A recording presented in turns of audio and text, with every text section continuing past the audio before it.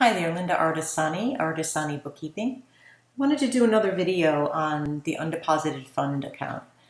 It's an account that causes a lot of people trouble when they do their bookkeeping. One of the reasons that is because it's an account made up by Quickbooks basically. And it's used as a holding place for payments so that you can group them for deposit, just like they went into the bank. I liken it to the desk drawer. If you were sending out invoices and people were paying you by a paper check, you would get your mail, put it in the desk drawer, maybe pick up checks on Monday, Tuesday, and Wednesday, and then on Friday you go to the bank. So you may have 6 or 7 checks that get deposited together, and on your bank statement it's going to show the total of the deposit. It's not going to show the individual payments going in. So you put these transactions, as you record the customer received payments, you're going to put them in to the payment's going to get applied to undeposited funds. So I'm going to take you to a file and show you what that looks like. One of the first things I notice when I go to a customer's records, when I get records from a client, that they're having an issue, and the first red flag is if they don't pay attention to their books, they hook their banking up. That's one of the issues with QuickBooks Online is people hook their bank account up to the bank feed and they figure they're good to go, and then they go ahead and they just download anything that's a sale to the income account.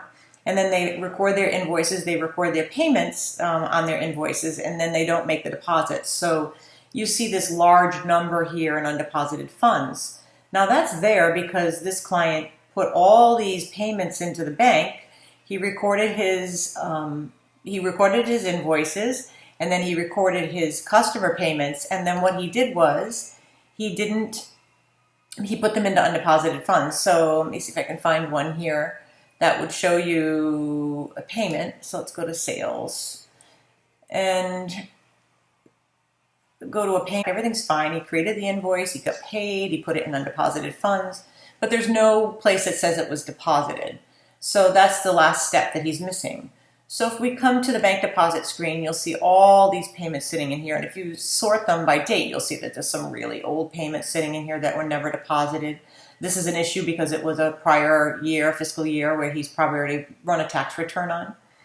And if I come here, I'm going to see that there's a bunch of transactions in the for review column. By date, you'll see here that there's a whole bunch of things received, but they're ancient. They haven't been deposited. So this client didn't actually have deposits that were... He contacted me because he didn't have his income showing, which is a little unusual. Most people just are in a big hurry. They see, oh, here's all the money I got, and they just willy-nilly put these into income. So that's an issue that people have with undeposited funds. Now, how do you fix this? As you're probably wondering with the check. June 8th, he had a check for $75 that he received. So I'll go into here and look for June 8th.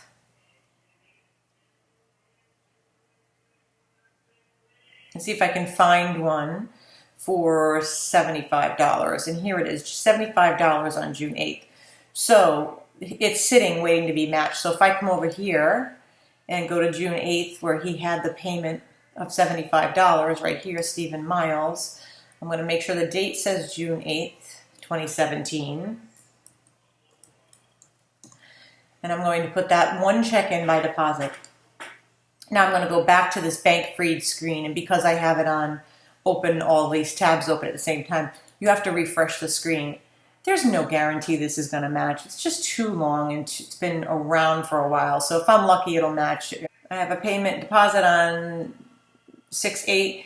If I want to make it see this, I'm going to remove this person's name because she was not the person that got it.